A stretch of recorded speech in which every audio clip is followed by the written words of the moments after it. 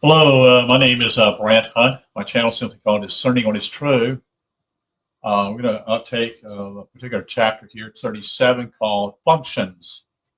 The gentleman that wrote this book, Psychology and Kabbalah, is also the one who wrote this particular book also. And I think he's written another particular book to deal with I want to say the book of Genesis with Kabbalah. My memories, I haven't yet read that book, so that's another book he's wrote years ago. The guy's no longer, he's deceased. So he lived in London, England. Um, was quite active when he was alive, speaking tours at that time in England. Um, so these are the books that he's written. One is by Thames and Hudson. If those who live in Britain, you can go to, I think they have a bookstore, or you can order it probably on Amazon and get the particular book and read it. Let's see. I was wondering if this shows the other titles in this particular book. He does have further reading in here in the back part of this particular book. I was trying to see if they show anything else he's written in this. I think all I got was online. Phil Langdon is the one who shared this with me years ago, actually. This was back in 2020 when I looked at this book. I actually bought it, wrote it down. I bought it, but it was far more complicated to me at that point. I didn't know what it was really actually dealing with at that point. So 5 years now later, or in the future now, it has some beautiful artwork here. It has angel writings in it, also, as Phil discovered, shared with me. But it is still quite it's a deeper book. It's not. It's something you got to chew on. So let's get into the reading here. Let me get to the area where I need to read. So this is again chapter 37, called Functions.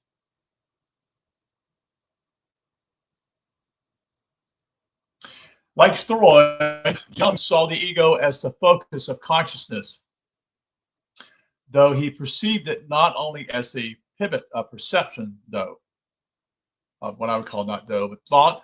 Let's start over again. The pivot of perception, thought, feeling, and action. Notice that the three are what I would call, or something that takes place inner with you. And then the last one is to deal with action, something you do. Eventually, you move forward in something in that direction, either forward or backward or to the right or left, so to speak. But also as the center of several psychological functions, thought, feeling, action, but also at the center, several, getting caught in this mystery here.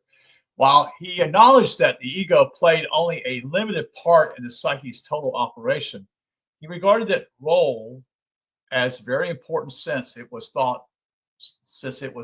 through the ego that a person viewed both the interior and exterior world. As such, the ego selects what can be absorbed or what should be rejected from the attention. Yes, that makes some sense, very much so.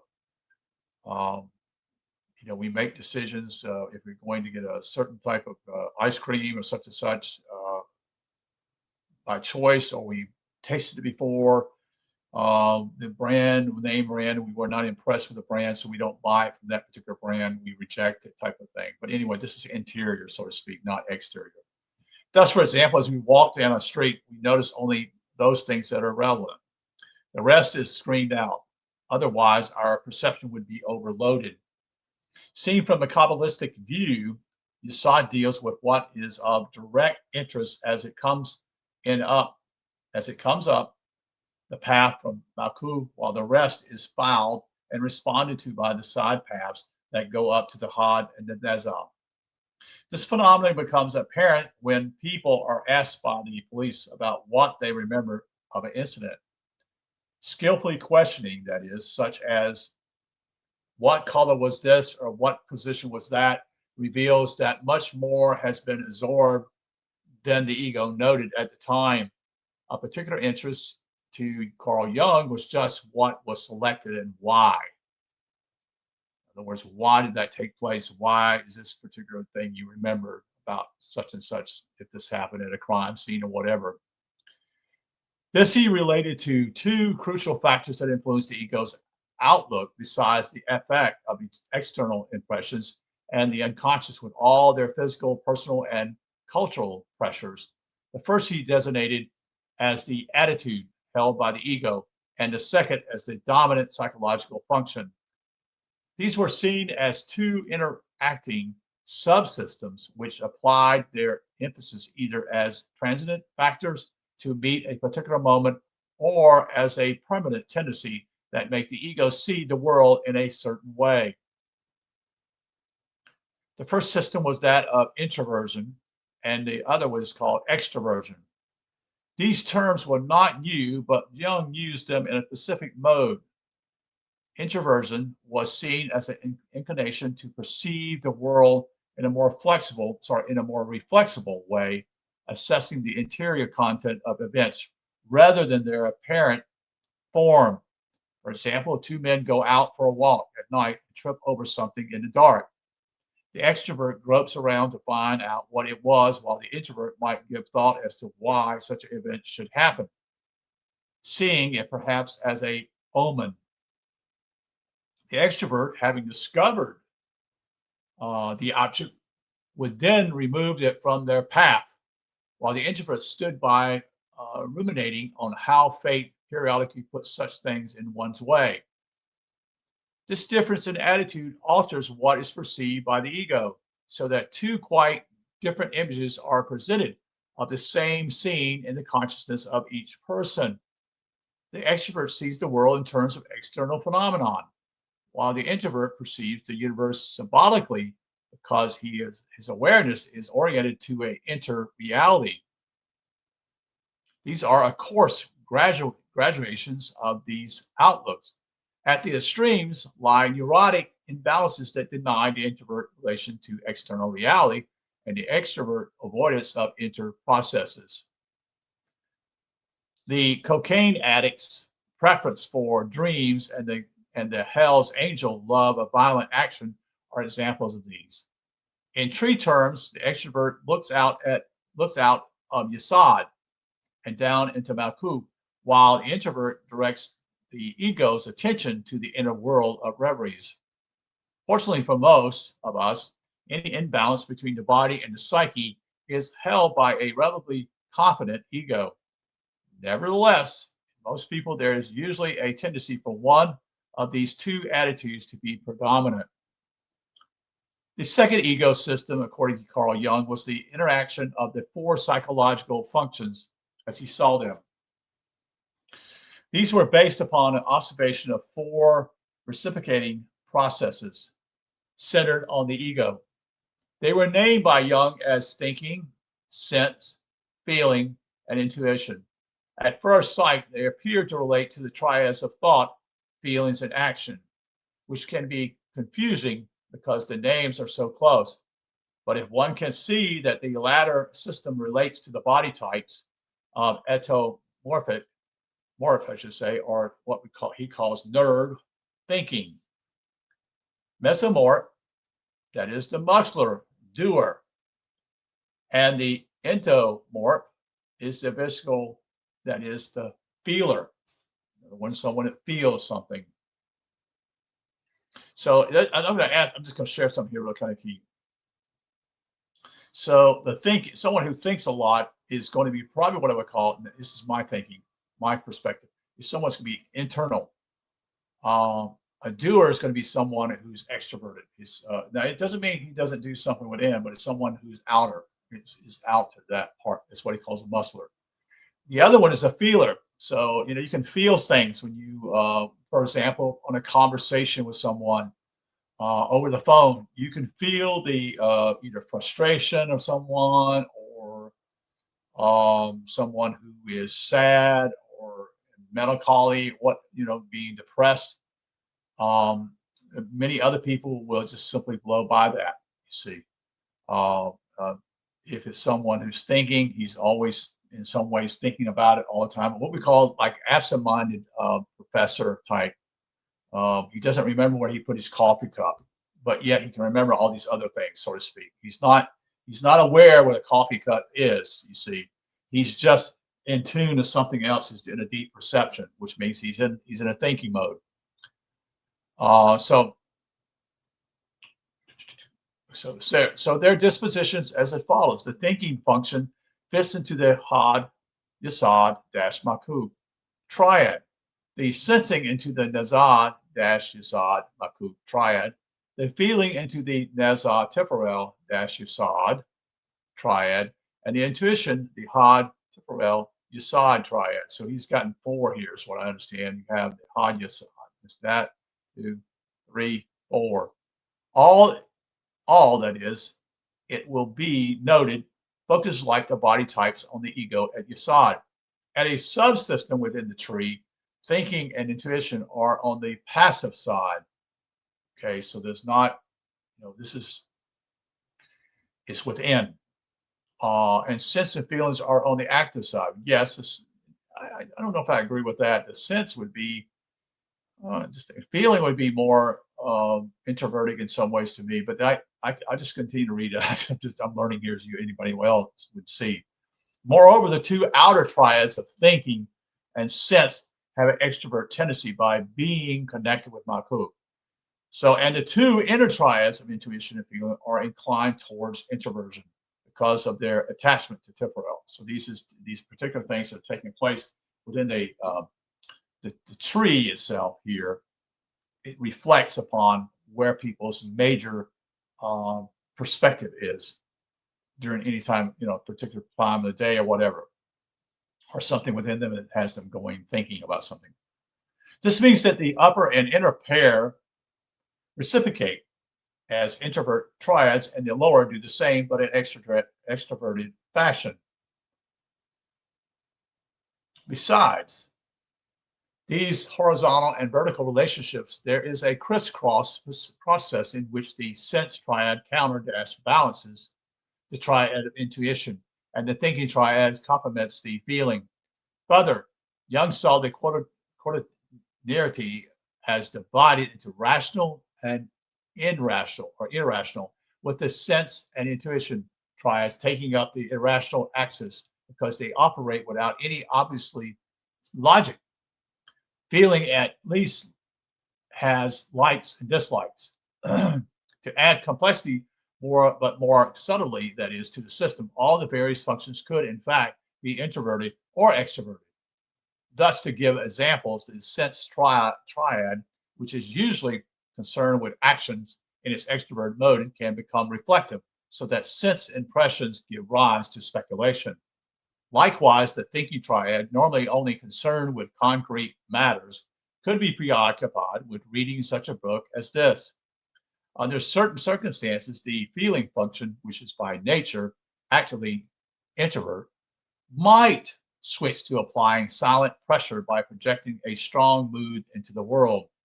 The intuitive triad, also introvert by inclination, can likewise shift from being the hidden, highly sensitive but passive receptive into an extroverted posture in which data is actively sought out, like when someone tunes into a situation to perceive what is really going on. And you think the word tune is a good way of thinking. It's almost like turning a certain frequency on a radio station, or a radio, I should say, and finding a station, so to speak, and being able to, what is going on here, so to speak. It's a very simple way of looking at that.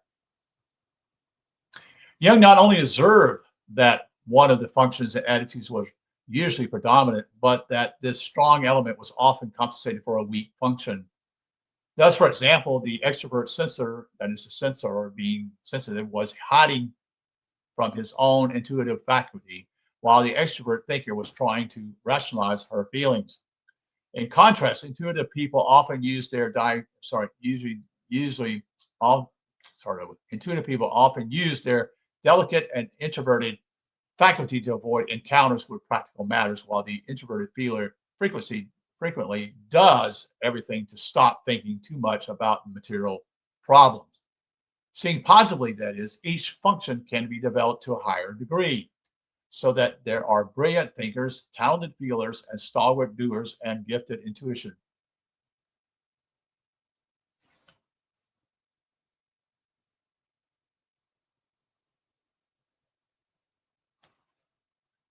These highly evolved functions, however, are usually at the cost of their counterparts, so that the clever mathematician is cold, the temperamental musician has no idea of order, the courageous mountaineer no sensitivity to others, while the mystic poet is unpractical.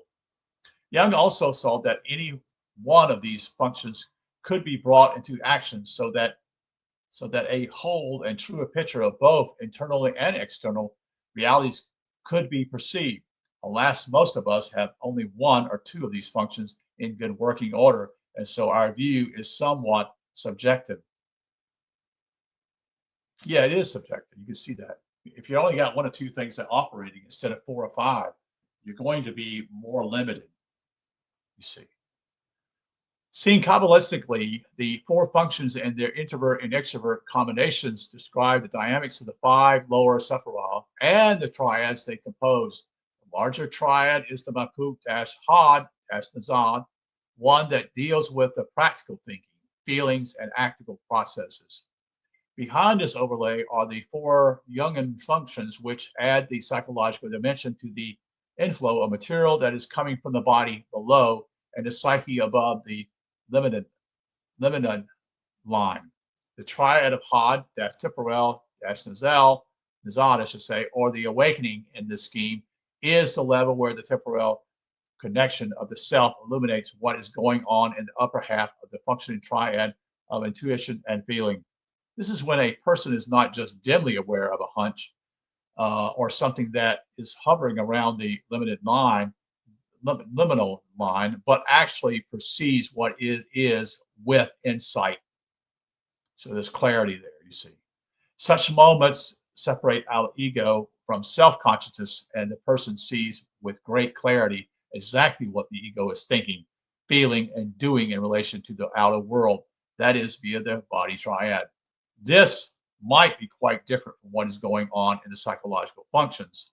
Such a circumstance could occur in a diplomatic crisis in which the ego has to play a part in order to cover up or distract attention from an awkward situation, or in a personal crisis in which the ego acts out what is needed while the self watches for the moment of truth in which to speak. Many people are given such insights, but they do not always act upon them because the momentum of the ego system is too great to counteract as habit carries them on. In Kabbalah, this is designed, or designated, I should say, as being in the lesser state of Kanun, Katnut, as against the Gadlut, Gadlut, state where one is in control of the functions. As will be seen, the complexity of the structure and dynamic surroundings, the ego can generally generate many kinds of patterns. Many people, influenced by their innate temperament and stamp of their backgrounds, will develop into a particular kind of psychological type, as Jung called it. So you can see how this is interesting. And I'm looking at it as, let's say, let's just look at the perspective in a corporation's board of directors. Okay, and each one has strongly can know certain things, but they are not in touch with other things around them. When we saw maybe say the material processes or the shipping process, or where what's in it, what we call an inventory. All these are all what this is whole thing going on here within someone. It's all in together. You see, while like a board of directors, you have all these people who are skilled, but only skilled in one particular area. And you want to be, what I'm seeing here is a multiple layers and development within someone. For instance, introvert would find life very difficult living in a crowded industrial slum, whereas he would probably be quite happy in a solitary goat in the mountains. Yeah, that would make sense. Yes, intuitive. It would be wants to be away from people and not have anything disturbing him. Here we have to remember the larger picture and see the mechanism of fate, which seeks to balance the individual by placing the intuitive introvert, for example, in a situation which challenges him. The feeler may need to learn how to think, and the sense-based person, the art of intuition, while the thinker is given a life where feelings are constantly being provoked. The intuitive might well find themselves in situations that cultivate the other three functions as could the others in order to experience and balance to experience and balance their discrepancies. All the foregoing occurs in the lower face of ego consciousness and on the margin of what Jung called the personal unconscious. Let's look at his view of this area of the psyche, which occupies the central zone of the tree. So that's the conclusion of chapter 37 tonight. Appreciate you being here. We've gone through about half, actually almost to the 2/3 of the level of the chapters here, but not quite. But we have gone through half of the book right now. So I appreciate you being here. Again, my channel is simply Discerning What Is True. We're looking at the book called Psychology and Kabbalah this evening from a gentleman who was involved in the occult. There's also more with the Kabbalah or Kabbalah, whichever way you like to pronounce it. So I wish you a good evening. Thank you for being with us and hope that this spurs you on to deeper thinking. Take care. Have a good night.